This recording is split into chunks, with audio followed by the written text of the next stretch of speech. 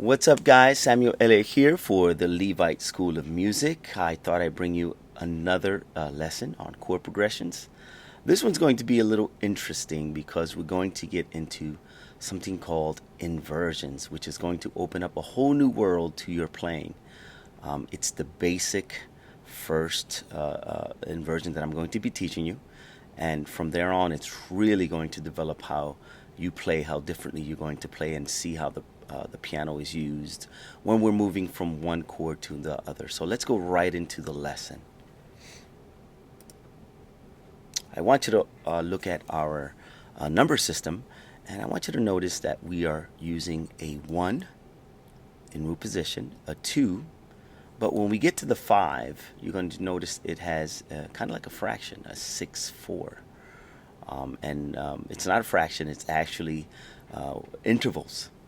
And we're going to explain that a little bit in depth so you can understand what is an inversion. And in this case, we're actually going to focus on what we call a second inversion or a 6/4 inversion. Again, either we can call it a second inversion or a 6/4 inversion. They're both the same thing. I want you to notice and focus on the G chord. Usually in root position, our G chord would be G, B, D. That's our G position chord, root position chord. But what we did was we actually inverted the chord, and what we did was we took the last note, which is the D, and we dropped it down an octave, or we could say 8 notes.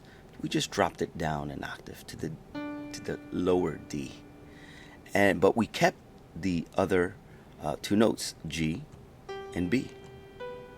You see, no matter how we change the G, B, D in any order, it's still a G chord. So in this case, what we did was we inverted. And how we do that? Again, if we take the G chord in root position, G, B, and D, and we take that D note and we took it down an octave to the lower D. It's still a G chord, but we call it a second inversion or 6/4. And where do we get this 6/4 from? Well, if you notice the intervals, and what did we say an interval was? An interval is the distance between 2 notes. In this case, when we move or we find the distance between D and G, you're going to notice it's a fourth. 1, 2, 3, 4. So between D and G, we have a fourth. That's where we get the 4 at the bottom that you see. And so you're going to guess, of course, what we're going to get from the D to the B is going to be a 6. 1, 2, 3, 4, 5, 6. So in this case, we have a 5, 6, 4. Well, what is the 5? The 5 is the G. The 6 comes from the D to the B, and the 4th comes from the D to the G. We put that together, we have a 5, 6, 4, or a 5 in second inversion. Now, why would we want to use an inversion? Well, now we have to look at the second note of our progression, which is the D minor. Look at the D minor. It is in root position. We have a D, F, and A. That is a D minor in root position. What we want to do as musicians is we want to be able to hit the notes with what we call common tones. And if you notice the 2 notes, and what is a common tone? A common tone is basically a note that is used by 2 chords. Again, a common tone, a note that is used by 2 chords. In this instance, D, the note D, is used both by D minor and by G inverted, or G6/4, G in second inversion. So that means we don't have to move the D. We actually keep the D. From D minor, we keep the D, and we just put the GB on top.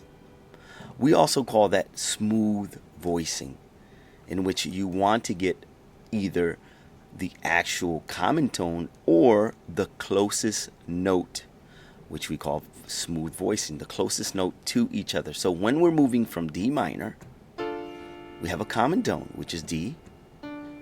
We just have to move F to the G and A to the B so that we can get that 5-6-4, that G6-4. So I'm going to play it one more time. We have a C in root position, which we already learned in our past lessons. We now move to D minor. Now we have a 5-6-4 or a G in second inversion with the common tone D and back to C.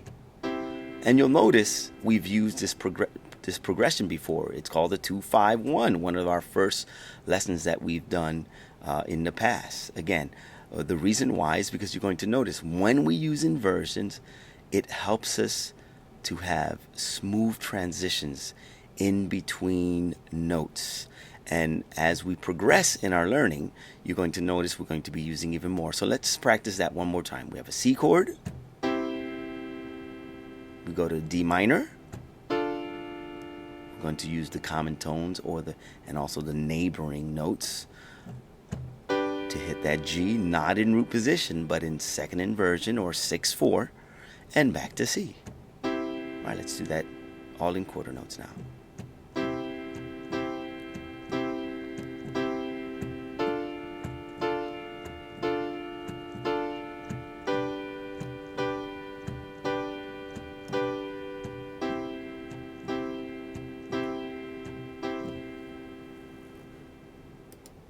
All right, so you can see that inversions are going to be very helpful in the next few lessons. I'm going to be teaching you how to do inversions that are going to help you into placing your fingers smoothly into from one note to the other. I just want to teach you one more thing in this lesson, and is what fingers did I use when I was doing the inversion of G. So let's go back and you can see what fingerings are best to use. And again, this can differ from player to player, but these are the ones that I use. You're going to notice that when I'm hitting the D minor, again, I am hitting the 1, 3, 5 that we've been using in our prior lessons. And when I move to the G in second inversion, I'm going to keep the 1 on the D, finger number 1 on the D, and I'm going to use 3 on the G and 5 on the B. Now, you have a different option. You can also use the 1 on the D like I had prior. You can use the 2 on the G and the 4 on the G. 4 on the B. Again, I'm going to say that again. You can use the 1 on the D, the 2 on the G, and the 4 on the B. Okay? All right, I'm going to just show you one more screen here so that I can show you what it looks like on my piano. So we have the 1 on the D. If I'm using the 3 and the 5, I'm going to be using the 3 on the G and the 5 on the B. But if I'm doing the second fingering, the second option, I'm using the 1 on the D, the 2 on the G, and the 4 on the B. So here we go. I'm going to do the progression again. 1, 2, 5 in second inversion, back to 1. Again, here are the fingerings. Root position that I've done before in our prior lessons. Root position again.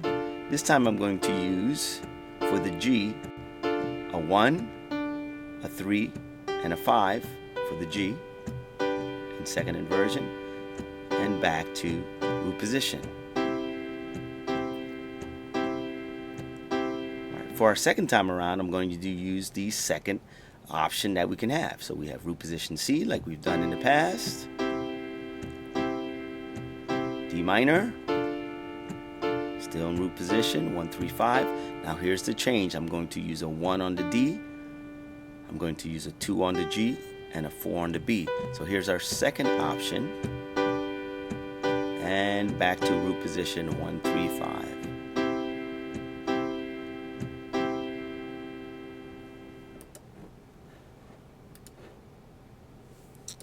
All right, hopefully that will help you into understanding our inversions. You're going to love the inversions. That's what I mostly use. I hardly use, not that you can't use root positions, because those are important as well, but you're going to notice that with the inversions, as we progress into different patterns with the inversions, they're going to really help you to smoothly move from one chord to another and make it a lot easier in your playing. So be prepared to receive more lessons on the inversions. We'll use two types of inversions. Hope you enjoy this lesson. Go over it a few times. Again, like I always say, try it in different keys using the Nashville number system. And listen, we hope you hopefully you enjoyed this one, and we'll see you in the next lesson. Thank you. God bless.